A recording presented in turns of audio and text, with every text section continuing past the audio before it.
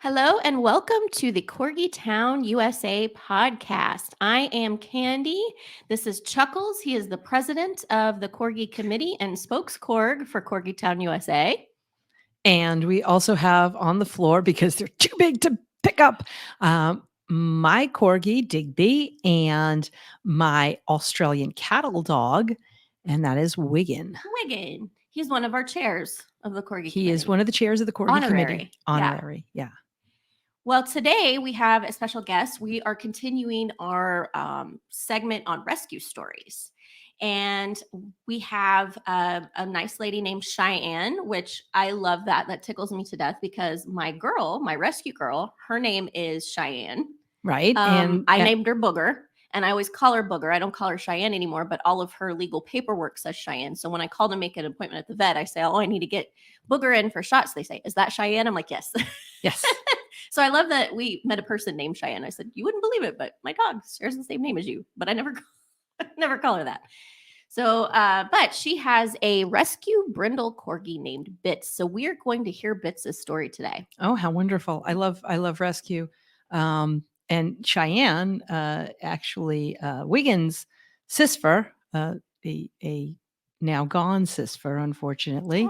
Her name was Cheyenne as well. So it's a pretty name. I love that name. Yeah, it is nice. It's just, it's long when you're calling, especially when I rescued, Bug, I would be like, hey, Bug. Yeah. It's just easier to Booger, come here. Yeah. So, and she's a little silly. So, call her Booger Brain. But we, I've had 7 corgis now.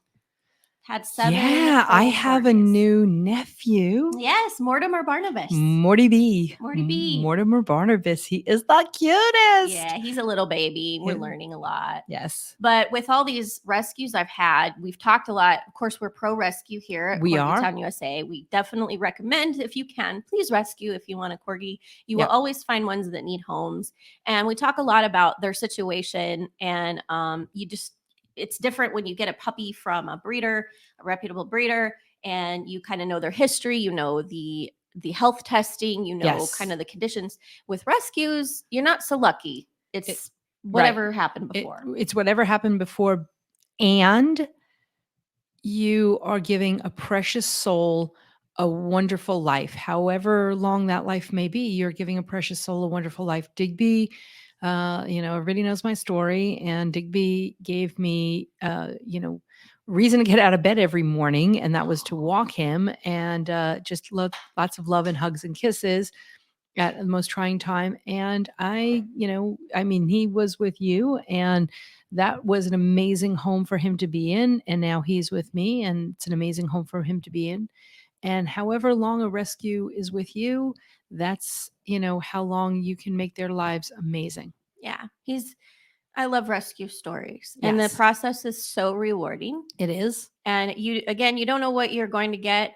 Digby came from a loving home actually before I got him. They just were sadly unable to keep him. Yes. But he still needed a lot of training. The corgis are very high energy and they're a working breed. So we have some fun training stories coming up too. So please stay tuned. But I don't want to waste too much time talking about rescues. I can go into that. Of course, we can spend all day talking about what a wonderful process that is. But shall we bring? I want to meet Cheyenne. Yeah, let's bring her on. Okay. And her rescue. Cheyenne, welcome. Hi, Cheyenne. Hello. We're so happy to have you. We're good. We're happy to have you here. Yes. Yeah. It's good to be here. This is different. This is cool. Oh, is this your first podcast? Yes. Well, thank you for joining us. We love rescue stories. So I'm always so excited to hear someone who has a happy rescue story, a happy ending, a puppy that found a home. Yeah. Oh no. Hi, Bits.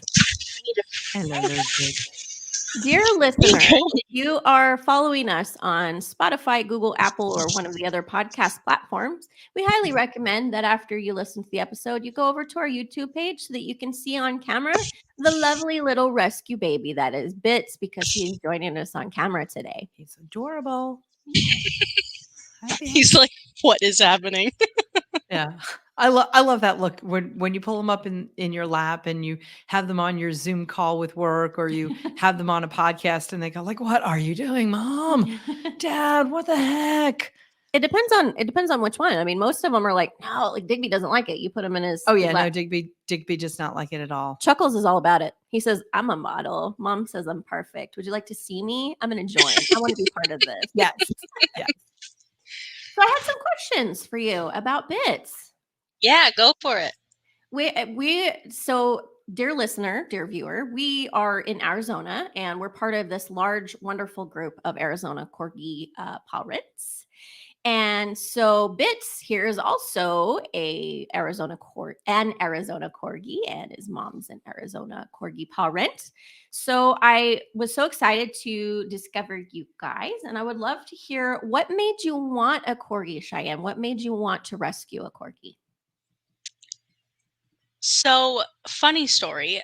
I didn't know that corgis existed up until about 4 or 5 years ago. I worked for this sporting goods store called Sportsman's, and back in North Dakota, and this lady came in with a cardigan corgi, and I like looked at that dog and I'm like, he's got a long body and little legs. What are you mixed with? Yep. So I asked her, I was like, what kind of a dog is that? And she goes, oh, it's a cardigan corgi. And I said, he has no legs. And she goes, that's a part of the breed. And I was like, oh, okay. And I was like, can I pet your dog? And she was like, yeah, go for it. And when I sat down, this chunky, fluffy love ball of a baby, like, jumped into my lap, and I legit started bawling. I was like, I want him. Oh, that's so And sweet. it has been like yes, look at the babe. Yeah, that's a cardigan.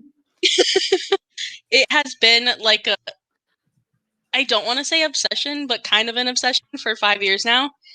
And I knew that was like my dream dog. I was like, I want one. I was like, I don't care how I get one. I don't care if I have to steal one. I was like, I will have one day. And here we are. Corgi Town, we do not recommend theft. Yes, we're totally against it. I did adopt him. I did not steal him, I promise. Scout's honor, right? Well, so what I understand, Bits actually had a rough background, right? And this is a warning to listener, viewer, that it gets a little rough here, so get your tissues handy. But can you tell us, do you mind telling us about Bits's background? Yeah, so he I actually got him from his from the person who bred him. And she actually, when he was about I'm going to go back a little bit. So when she usually breeds her corgis, she doesn't let her corgis go to new homes until they are about like 5 to 6 months. And that's because she wants them to be fully trained in hunting, kenneling, potty, commands, all of it. Like, she wants to make sure that you are getting like the perfect dog who knows everything. And she's great with her dogs. But unfortunately, when she had Bits's litter, she also gave birth because she didn't know that her corgi was actually pregnant at that time, because she was like in and out of like doctor's appointments and stuff. So, where are you going? Where are you going? Okay, I will let you down. I will let you down. So she didn't know that she was expecting a litter. No. And she lives in like the middle of nowhere, Idaho. So she, like, her husband was always home, but she wasn't because of her like appointments and stuff. And he works, and so the only other person that was there was their ranch hand, I guess. So she had no idea that her dog was even pregnant. Oh, wow. So okay. Yeah, so this litter, they got the specifics down, like the after she gave birth, she started training them, like the pottying outside, the no, sit, stay, come, and she actually let. So basic commands, and yeah, I understand that, and that's actually a wonderful process. There are two schools of thought on that. There is, of course, when you train a puppy, there's that bonding, right? So that can be rewarding in itself. But that's interesting that this particular person likes to have them completely trained. But tell us how, from that process between when that happened and how you got him, and what the what series of events led you to getting Bits? Right. So she actually let him go about, I think at like the 2 or 3 month mark. And she actually gave him to her friend, because her friends always wanted the dog, or a corgi as well. And she had him from like 3 months until about like 6.5 months. And she didn't have him for very long. And she was working all the time, and she didn't have a kennel for him. She wasn't ready for a dog. She had him locked in a bathroom, never fed him, never gave him any water, never took care of him. And so when he started like going to the bathroom in the bathroom, she would get upset and she would get angry. And so her and her boyfriend, and whenever he would whine as well, they would beat him. And so when he went back to Tristan, he was literally bones. Literally bones. And he is she took him out hunting and stuff to get his like muscle back up, and so he would like gain all of that back, and kept him on a high protein diet at all times. And that's when she took him hunting. So he's been on 3 bear hunts, 2 mountain lion hunts, and he's been head to head with the mountain ram. Wow. Yeah. What a tough little dude. Yeah. I was impressed when Digby stupidly chased after a coyote in the backyard. He's a mountain lion and trained to do that. That is impressive. Does he now? Definitely not. I'm not a hunter. No. My entire family are hunters. Like, we're from North Dakota. That's all you do for fun there. I am not. Okay. I'm not a fan of it. I don't like being out in like the mud and the dirt and the cold. Like, no, thank you. Nope. And it's so funny to me because he's an instigator, and he, like, if a dog is barking, he's like, oh, I gotta go make a friend. I gotta know what's going on. I also want to bark at you. Yeah.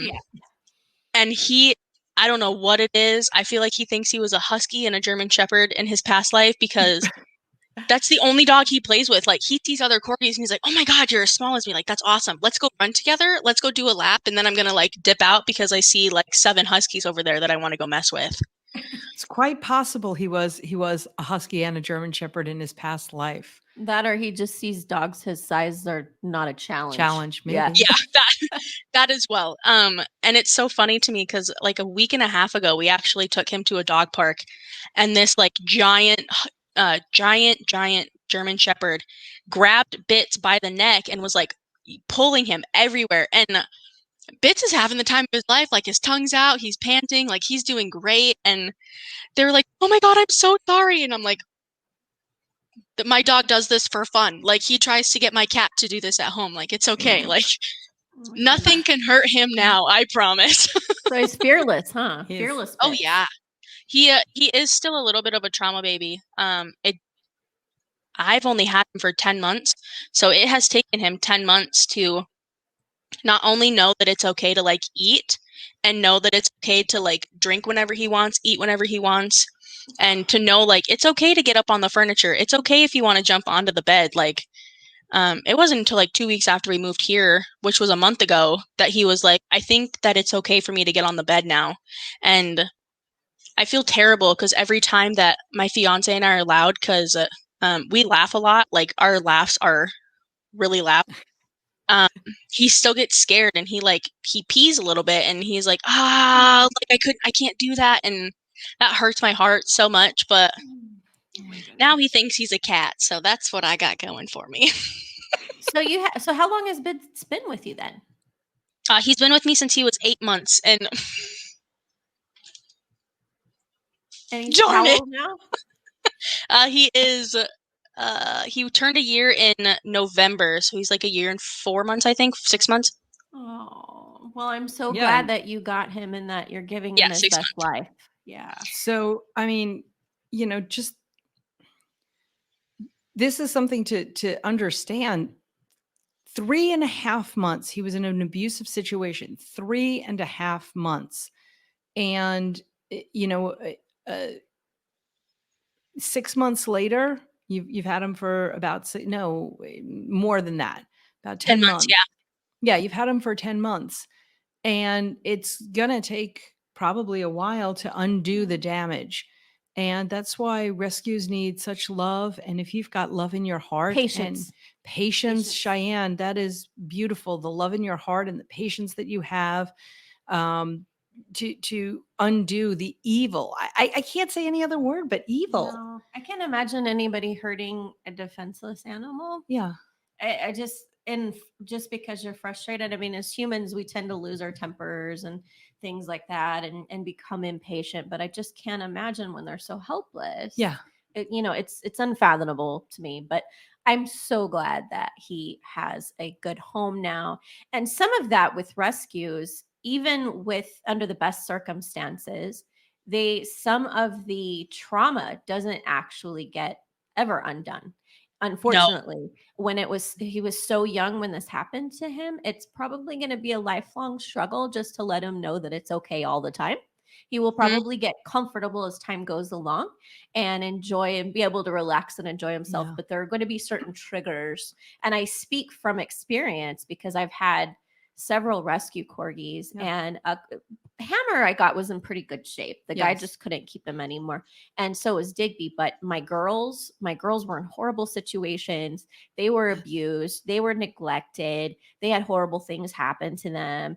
And they just were always so nervous all the time. And as much as you can comfort them and let them know that they're okay and that they're safe now, you still have triggers, right? Yep. Absolutely. Absolutely. And like we can't even like throw a ball. He refuses to get any ball because we're like raising our hands to throw it. And like he will go after literally anything. But if you throw a ball or like if you raise your hand in any way, it's a no-go. He's instantly terrified. And we work on it every day. Like now we can laugh to where he freaks out. But this has literally been the best 10 months of my life. I love helping him know that he's able to not only be who he wants to be, but also like he gets to sit on my couch and not freak out that he's not supposed to be up there. And I think that's the best part because honestly, it's sad to say, but like I don't know where I would be without not only my fiance for helping me get him, but also without him because he's literally just my tiny little fur best friend, and I don't know where I would be without him. Oh, it's true. You're not the only one who feels like that. Absolutely. Digby has gotten Cat through a lot of just horrendous grief. Yeah, a lot of grief, a lot of trauma in this last year. Yeah, it'll be a year from the recording of this. It'll be a year next week. So that my husband passed away, and then Digby came into my life, and he gives me cause to get tremendously frustrated, and he gives me cause to be so happy and joy filled. And so that's Digby the doof. Digby the doof. Absolutely. Now what and obviously talk to your vet about this. I happen to be a Bach flower practitioner, have been for a number of years, but they make Bach, B-A-C-H. You want to say Bach, but it's Bach, like the composer. They make Bach flower remedies for pets.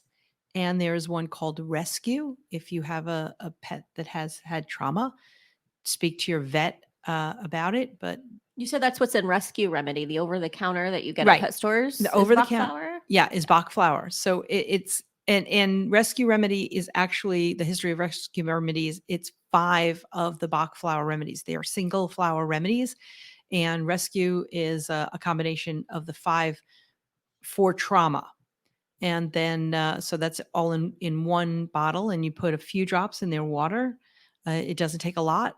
And that helps with trauma, I have found. And again, speak to your vet.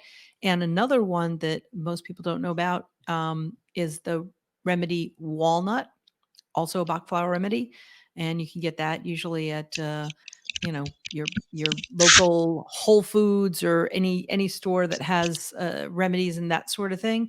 And walnut is for change and adjustment. So if they're adjusting to a new situation, change, you're bringing in a new pet, that's always great. And I'm going to say it like for the 20th time, speak to your vet first, but it's a thank you for the thing. education. Yeah, you're welcome. Now we know about thank you. Yeah. So, and you have other pets. You said you mentioned a cat. So what kind of menagerie did Bits come into?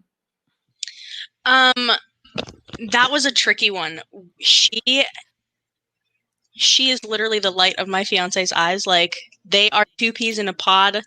And so she's also been an only child for the past year. So when we brought Bits home, we were like, she doesn't like other cats. She barely likes people. Like, what's going to happen?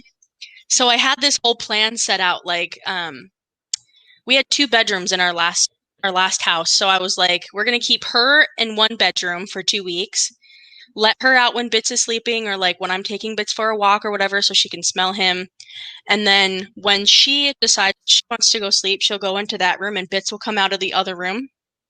We'll do the same thing. Like, it'll just be a process, and that's okay. Like, we can do this. We know what we're getting into. And so we had just brought him home, skittish little thing, and I opened up the wrong bedroom door because I forgot which room that Moose was in. So when I opened up the door and she ran, I was like, please don't scare him. But it literally took, hi, baby. It literally took all of 5 minutes for her just staring at him and then like going up to him slowly and was like, you're okay. You're all right. We can hang out. And now they nap together. They cuddle together. They go outside together. Like, when we take him on walks, when we take him on walks, she has a little astronaut backpack that she can look out of, and she watches over him. Like, they are the best of friends. It's cool. Oh, Where are you going? So sweet. Well, Naboo does not nap with Digby. No, Naboo tolerates Digby. Yeah. It's Wiggin that we're having to get Wiggin used to having a cat. Oh. Wiggin is a little bit older. He's 12 years old, and he's never been exposed to a cat. And Naboo is a cat. Naboo is a cat. For context. She is a tuxedo. The craziest type of cat that you could ever adopt is a black and white cat. Tuxedos are just psycho. No. Well, I'm so glad that you got them introduced successfully and that they're pals. That's just absolutely precious. And I love that. So kind of coming back to what you were talking about mental health and how rewarding the process has been, and how sounds like it's given you a little bit of a sense of purpose. And we were talking about how wonderful they are to help with grief and trauma and things that we've experienced as humans. And on the emotional side, I found that having my corgis, it's been paramount to have them to deal with anxiety and depression. And you said you didn't know where you would be without Bits. I'm the same way. I have to have my dogs. I have to have my corgis. And have you found that's maybe perhaps a surprise or something that you weren't expecting, that Bits has been very healing to you in ways as well? Yeah. So, February of 2020, I actually lost, I had to put my cat down. He was almost 20 years old. Like, he was sick all the time. He literally never ate. And I'm like, I can't do this to myself anymore. I don't want to do it to you. So I had to put my cat down. I'm so sorry. Yeah. No, it's okay. He was ready to go. Like, so usually it takes about 2 like syringes, I guess is what you want to say, in order to put a cat down. Like, they barely got it. Like, he was good, and I felt that weight like being lifted, because I knew that he was ready to go, because I had found my fiance. I had found where I wanted to be, and I knew that he was okay with that. But it was after that he was gone that I was like, well, you have Moose, and Moose is not like the biggest fan of me, because like, my fiance has been holding her since she was born, and like, that's her cat. I'm like, I want something. I want to hold like an animal again. Like, I miss having an animal to take care of. So like a month after No, it was like a couple, like 3 or 4 months after Mischief had passed away, that our friend joked about giving her corgis away because she was like, they didn't let me sleep last night. They wrestled all night long. And I was like, I'll take your corgis. Like, give them to me, girl. Yeah, I'll take your dogs that keep you up all night. I'll sleep when I'm dead. Yeah. I will take full responsibility. Just tell me what they like to eat and we'll be good to go. But the answer is everything, by the way. Yes. Yeah, corgis like to eat everything. Everything. So like 2 days after I had made that joke, my fiance Shaylee actually came home and she was like, hey, my friend has to go to Idaho and she doesn't want to go alone. She wants to know if we want to go with her. She was like, she'll pay for everything. Like, we're going to take her vehicle. She'll pay for food, gas. And I was like, I'm always up for an adventure. Like, that's cool. Like, whatever, let's go. And it wasn't until we were about like 5 hours away from this random place that we were going to in the middle of nowhere, Idaho, that they were like, oh yeah, by the way, like, you're getting a corgi. And I started bawling. I was like, are you serious? And I actually, this is where like Bit and I, like, this is where I know where I made the right decision. Hi baby, with taking him home, was because she was like, all right, you have two corgis to choose from. And it was Bits and his brother Buddy. So I have always wanted a dark colored corgi. I was like, I want a black corgi. Like, this is my mission. And so we got there and I was like, yeah, I want Buddy. Like, come on, Buddy, like, you're coming home with me. And then Buddy didn't want anything to do with me, but Bits, he came out of the house and he sat right in between my legs and he looked up at me like he was ready to go. And I was like, oh, that's precious. I was like, this is it. And it's been an adventure ever since. And, that's a wonderful story. And people question whether or not animals are smarter than humans, and the answer is yes. Bits knew exactly what he wanted, and Buddy knew, like, whatever. But and no pretense with animals, none at all. Animals are smarter than most humans that you know. Judgment free. And Bits said, my mommy's here. You finally came. I've been waiting for you. Yeah. I love this story. That's amazing. Well, we've appreciated your time so much. I have one last question. If you were to say what your favorite thing is about Bits' personality, what his favorite things are, what would you say? It's probably got to be the fearlessness. Like, he's been through a lot in his life, but that doesn't stop him from trying to jump out the window while we're driving on the freeway. Like, that doesn't stop him from instigating other dogs at the dog park. Like, and he's, again, been through a lot, but that doesn't stop him from, like, loving. And I think that that's, like, the best part, because going back to mental health, my fiance and I both struggle with it. And, like, when we're upset, he's right there, ready to go. Like, hold me, love me. I'll give you your space. I'll come back in a couple minutes. Like, it's definitely the fearlessness in his, because he's my best friend. Oh, yeah. Sounds like he knows when you need him, and that's so incredibly valuable and wonderful. Absolutely. Say bye. Yeah. Come here. Come say bye. While we're waiting for Bits to come up on camera, dear listener, please go to YouTube so you can see how precious little Bits is. And if you want to follow Bits' adventures, there's a TikTok page under Handsome the Corgi Boy. Dear viewer, you can see we have a banner on the screen that shows you where to go. But for those listening, it is TikTok Handsome the Corgi Boy.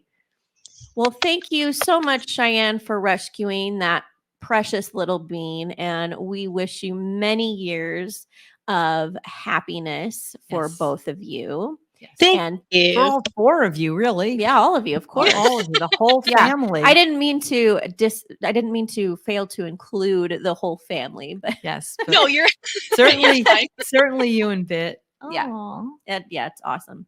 Thank you so much again for rescuing. Listener, viewer, if you want a corgi, please consider rescuing. We will be glad to help you find one that needs a home. And thank you so much, Cheyenne and Bits. Have a great rest of your evening. You say bye-bye. Say thank you. We do that to ours too. Use the little stumper to say bye. Bits waving to us on camera. Yes. Thanks so much. You guys have a great day. Yes, ma'am. You too. Thank you. Thank you. Bye. So how happy is your heart right now? Oh, so happy. So happy. And then the Italian in me wants to find that other couple and just do evil things to them. But that's just but we don't encourage violence. No, we don't encourage retaliation. I have to keep that. We won't tell you about Kat's prison record and her reform here on the. There is not.